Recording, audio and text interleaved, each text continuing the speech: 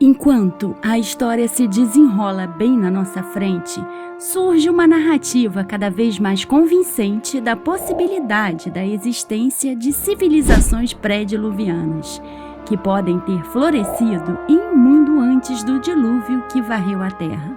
Essas culturas antigas, ainda envoltas em mistério, nos acenam ansiosamente, prometendo revelar segredos sobre nossas origens e a verdadeira natureza do ser humano. Vamos trilhar um caminho através das pistas deixadas por eles, nos alinhar com os enigmas arqueológicos, com mitos e lendas, cada um deles nos oferecendo uma peça desse grande quebra-cabeça do nosso passado esquecido. Um passado apagado pela grande inundação. Planeta Terra. De acordo com a datação radiométrica, nosso planeta tem aproximadamente 4,5 bilhões de anos. Os estudiosos modernos afirmam que a civilização humana só começou há aproximadamente 6 mil anos atrás. No entanto, inúmeros mitos e lendas por todo o globo retratam uma época de completo caos que culminou com a destruição de todas as civilizações que já existiam antes disso. Registros geológicos mostram que cerca de 12 mil anos atrás, o clima era severo, bem diferente, e esses padrões estavam presentes em nosso planeta. O dilúvio, o cataclismo, o evento do fim do mundo. Junto com essas grandes fábulas, surgem os locais antigos como Göbekli Tepe na Turquia, a Ilha de Páscoa, o Planalto de Gizé, o Japão e a Índia, que nos revelam um nível de sofisticação e design que surpreende as mentes dos estudiosos e cientistas. A maioria desses locais sagrados tem fundações compostas por pedras pesando mais de 30 toneladas, que desafiam a nossa capacidade humana de compreensão quando colocamos nessa equação que a civilização aconteceu há apenas 6 mil anos atrás. Então, quem construiu esses locais? Maravilhas que parecem que foram projetadas para sobreviver ao fim do mundo. Quem eram essas pessoas que habitavam a Terra muito antes do dilúvio, tentando nos contar sobre nossa conexão com o cosmos? Nós recorremos à ciência em busca de respostas para ajudar a desvendar esse mistério. E quando fizemos isso, as leis da física pareciam já terem sido dominadas muito antes da humanidade começar a imaginá-la.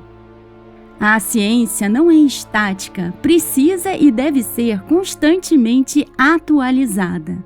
Assim, quando novas descobertas chegam à luz, temos que incorporá-las às descobertas e histórias científicas pré-existentes. Parece que estamos começando a escrever uma nova história agora. E temos que fazer isso porque as evidências não apoiam mais as histórias do passado. As evidências não suportam mais a teoria de que a civilização, por exemplo, começou entre 5 e 6 mil anos atrás. As evidências não sustentam mais que a ascensão da civilização tem sido linear, que começamos com assentamentos primitivos e formas primitivas de construir a sociedade, e que, gradualmente, chegamos onde estamos hoje em uma linha reta. Então, devemos repensar nosso passado. Temos que atualizar constantemente a história. Há uma continuidade nessas histórias que não podem ser descartadas. E uma parte importante começa justamente na grande inundação. E é aqui que a nossa nova história começa. Segundo os textos sumérios, os deuses vieram e criaram os humanos. E este é um tema que vemos sendo repetido muitas vezes em muitas culturas em todo o mundo, que houve a criação do ser humano e a Terra foi povoada. Você deve saber que isso se reflete no texto babilônico, no texto hebraico, no texto egípcio. Todos eles mencionam algo semelhante. Quando você faz uma pesquisa um pouco mais profunda, descobre que na maioria dos textos, depois da criação, o homem se desvirtuou.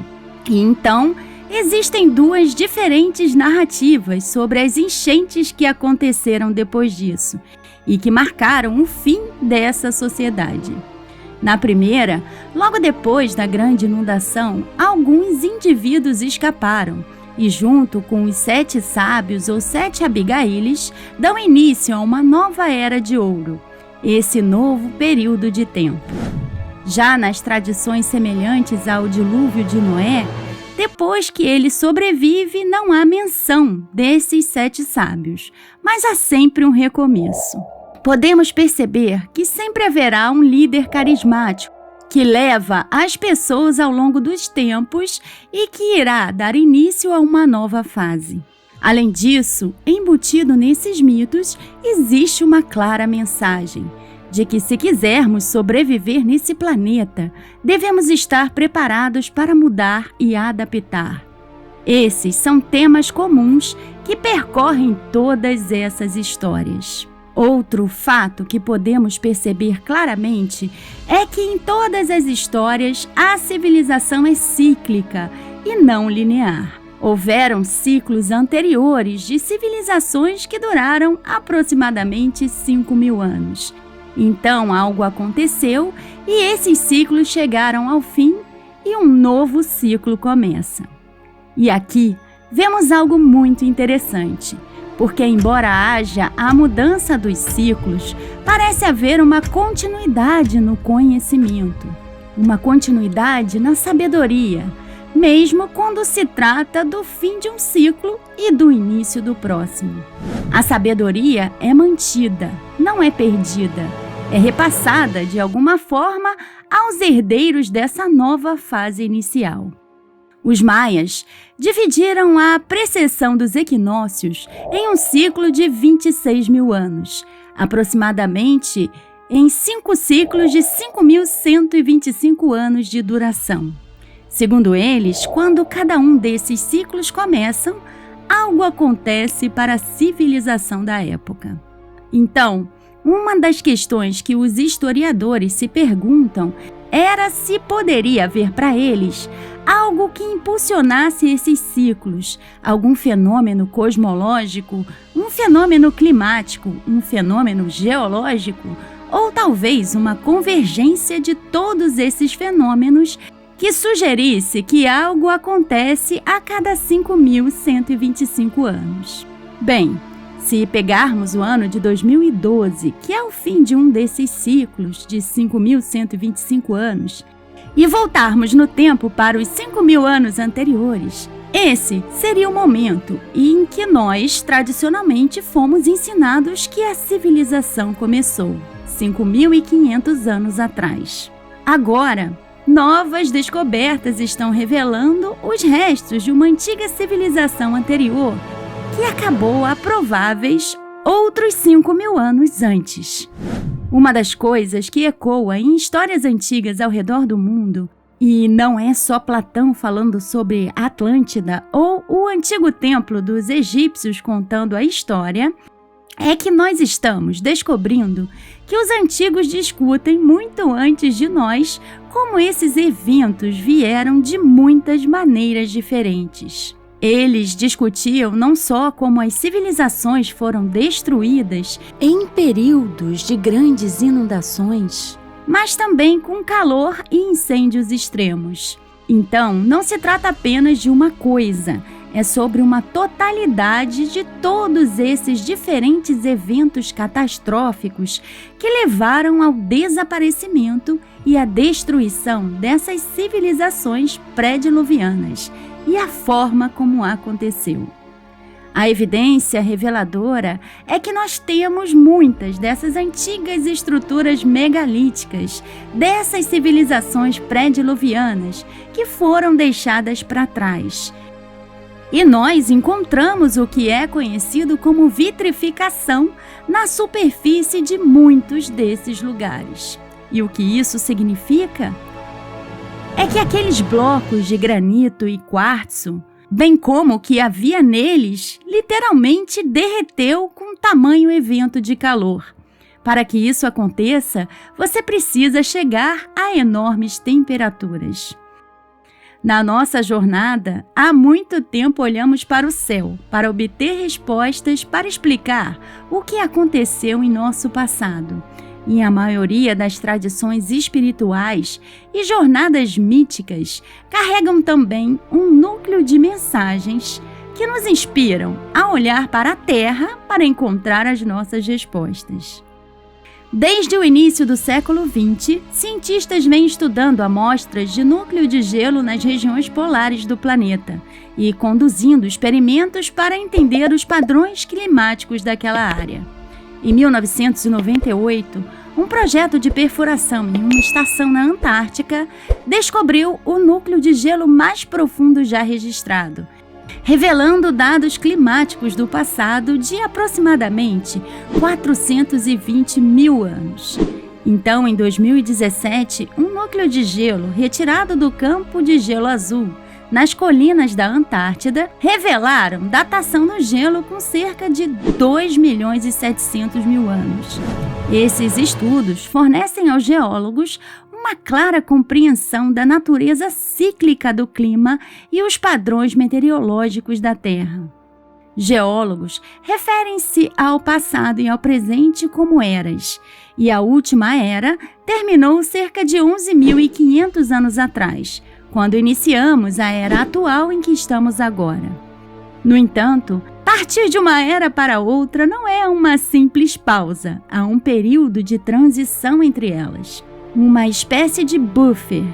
E é justamente esse buffer, esse mistério, que nos ajuda a entender o que aconteceu com essas civilizações ancestrais.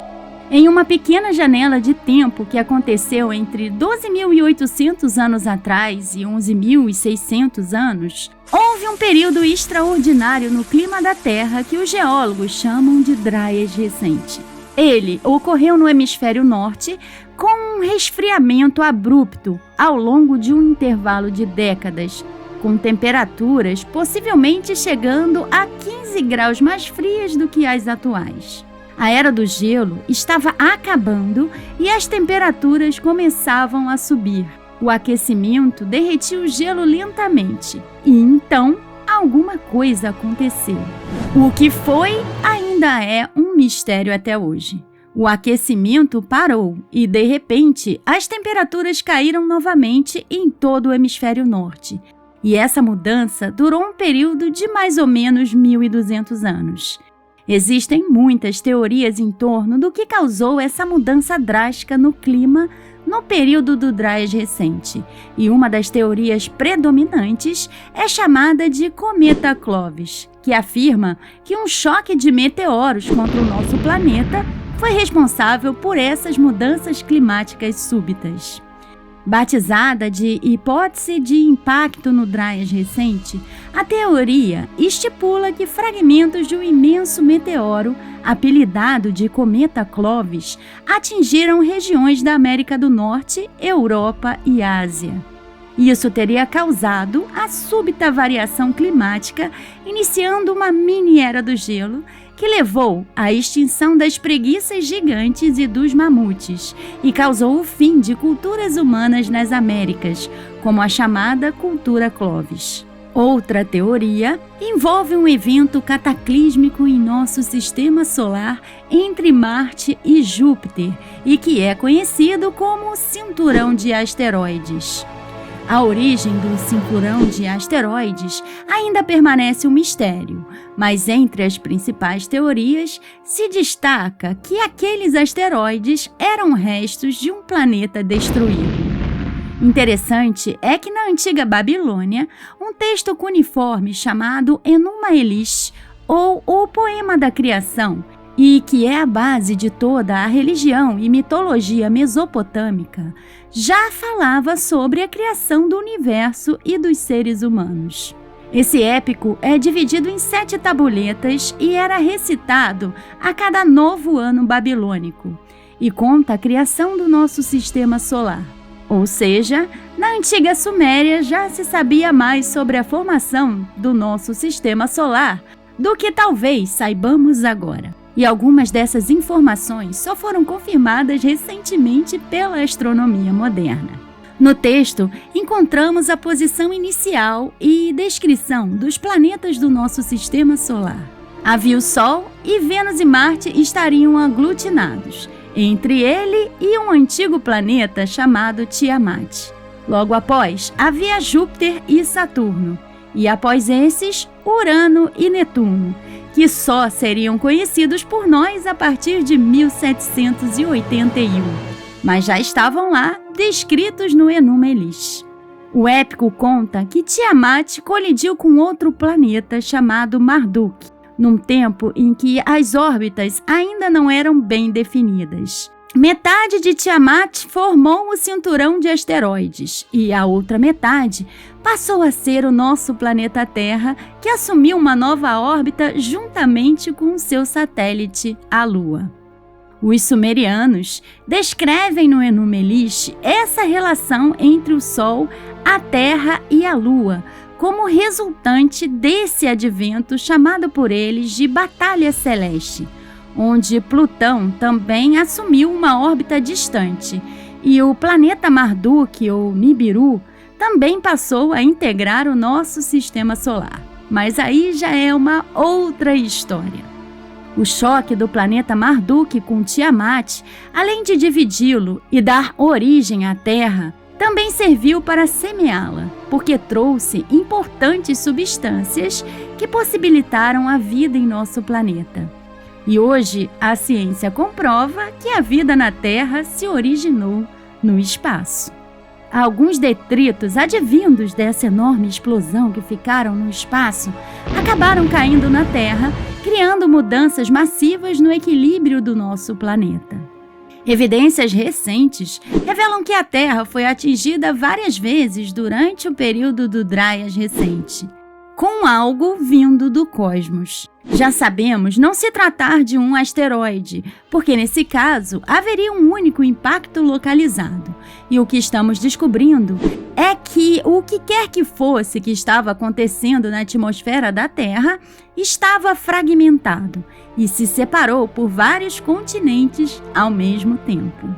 Minerais como platina, por exemplo, que é relativamente raro na Terra, mas você encontra em abundância em cometas, por exemplo, foram encontrados no extremo sul da África do Sul. Esses fragmentos de platina também correspondem àqueles que foram encontrados no norte da Europa e na grande cratera da Groenlândia, e ocorreram precisamente ao mesmo tempo. Então, quando nós estudamos as teorias sobre o que desencadeou o Dryas recente, podemos concluir, assim como a ciência está fazendo, que houve um impacto de um cometa fragmentado. E do calor gerado por esse impacto, milhares e milhares de graus, houve um rápido derretimento de toda a água congelada no norte do Atlântico. Uma das coisas que sabemos é que o nível dos oceanos subiu dramaticamente há 13 mil anos atrás. E olhando para aspectos climatológicos e para as evidências geológicas, o que descobrimos é que durante esse período de tempo houve glaciação na América do Norte e na Europa, onde tínhamos enormes calotas polares. Então, quando observamos a descrição dos eventos cataclísmicos ocorridos em nosso sistema solar, mencionado no Enuma Elish, com a grande quantidade de chuva, derretimento das calotas polares e toda aquela água inundando o oceano e elevando o nível do mar e submergindo cidades antigas inteiras e estruturas ao redor do mundo, fica fácil compreender que eles já sabiam. Outra coisa que está começando a se cristalizar entre os pesquisadores do nosso passado antigo, especialmente aqueles que estudam o pré-dilúvio, é o número de locais onde já haviam templos que foram reconstruídos sobre o outro anterior. E o que isso sugere é que os antigos conheciam a localização original desses templos antes do dilúvio e que depois desse grande cataclismo, eles simplesmente voltaram para aqueles exatos lugares. Isso sugere que havia algo especial no local, que era conhecido pelos antigos que os habitavam e que eles, de alguma forma, passaram para os sobreviventes. Estudiosos e cientistas dos padrões de erosão, que estudam os locais ao redor do mundo que foram construídos antes desses grandes cataclismos, e os arqueólogos continuam a descobrir que eles foram construídos com algum propósito que está além da nossa compreensão. No entanto, pistas poderosas apontam para uma forte influência cósmica, além de uma conexão dos construtores desses sítios arqueológicos que foram deixando para trás certas indicações que os ligam através desse antigo conhecimento por todo o mundo. Além disso, durante o período do Dryas recente, houveram ainda alguns grandes eventos elétricos cataclísmicos acontecendo em todo o planeta.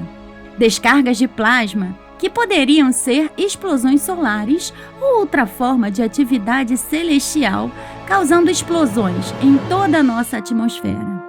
Existem pinturas rupestres por todo o mundo com as mesmas formas exatas, contando-nos que este era um evento mundial que foi documentado e registrado por inúmeras culturas. Quando começamos a olhar para a antiga cosmologia e a arqueoastronomia, o que nós encontramos é que dos maias aos egípcios, aos aborígenes na Austrália, para um antigo sítio na Europa e por toda a parte da Mesoamérica, havia um conhecimento, uma relação com o cosmos que excedeu tudo o que era conhecido por nós na história até meados do século XX. Constelações aparecem por toda a parte, alinhamentos com locais antigos, constelações bem específicas. Órion aparece sempre como um foco. Uma compreensão das constelações ao redor do planeta fornece evidências sólidas na decifração do propósito desses locais. Quando os pesquisadores modernos começaram a descobrir as conexões cósmicas com essas poderosas civilizações antigas, evidências começaram a guiá-los para as estrelas, como a maior influência na evolução dessas civilizações nesse planeta. Como os arqueólogos e os estudiosos examinam vários desses locais sagrados ao redor do mundo, existe uma pista unificadora que nos ensina que houve uma interconexão. Quando nós olhamos para as culturas antigas ao redor do mundo, especialmente aquelas em que podemos identificar megalitos pré-diluvianos e toda a sofisticação que existe nesses lugares, quando olhamos as histórias que estão por trás, esteja ela escrita ou apenas transportada através de registros orais, todas parecem nos contar algo muito semelhante. Se não, a mesma história desse grande conjunto de catástrofes e inundações que parecem ter destruído aquelas civilizações e deixado para trás aquelas bases megalíticas incríveis para que as possamos encontrar milhares e milhares de anos mais tarde. Na Ásia e em lugares como o Japão e por todo o caminho em todo o mundo até o Peru, no Egito e na Turquia, encontramos sempre uma situação muito específica no estilo de construção que está presente, quase sempre nos níveis mais baixos desses antigos templos. Estruturas onde vemos um alto nível de sofisticação, diferente de tudo o que está acima dele. Nessas construções, o que se destaca é uma sofisticação quase perfeita, algo que talvez não sejamos capazes de fazer ainda hoje, com as ferramentas que temos disponível. Algo que é tão preciso que alguns dos blocos estão em uma posição que um fio de cabelo é incapaz de deslizar entre eles. Comparando essas construções pré-diluvianas de todo o planeta, sabemos que elas não só desafiam um convencional, mas a própria teoria da origem da civilização. Além disso, elas solidificam a evidência de uma interligação de conhecimento entre culturas muito antes do Grande Dilúvio. Quem eram esses seres com esse conhecimento avançado de construção que poderia mover essas pedras enormes? A questão não é mais se esses locais sagrados megalíticos ao redor do planeta foram construídos antes do dilúvio. O maior mistério é quanto tempo antes do dilúvio eles foram construídos. Ao analisar os mitos, uma das coisas que descobrimos é que não há uma memória cultural na humanidade de como eles fizeram essas estruturas megalíticas. Não há nenhuma lembrança da engenharia ou da tecnologia necessária para criar essas estruturas e levantar essas pedras. De certa maneira, talvez seja porque eles não atribuíam a eles mesmos essa tecnologia. Ela vinha de Deus. E é por isso que nós não podemos repetir o que eles fizeram. Gravados na psique humana estão histórias de luta e de dor para conquistar e governar diferentes seções desse planeta. Divisão e controle tornou-se a referência dominante para avaliar o sucesso de uma civilização, tornando-se fácil esquecer como tudo já esteve interconectado. Então, esse foi o nosso vídeo de hoje. Se gostou e quiser, nos deixe seu like, se inscreva no canal e ative o sino das notificações. Se puder, com menos de R$8 por mês, você se torna um membro e nos ajuda a continuarmos trazendo esse tipo de conteúdo até você. Compartilhe esse vídeo com quem você acha que gostaria de saber tudo isso. E muito obrigada pelo seu tempo. Se cuidem. Até o próximo vídeo.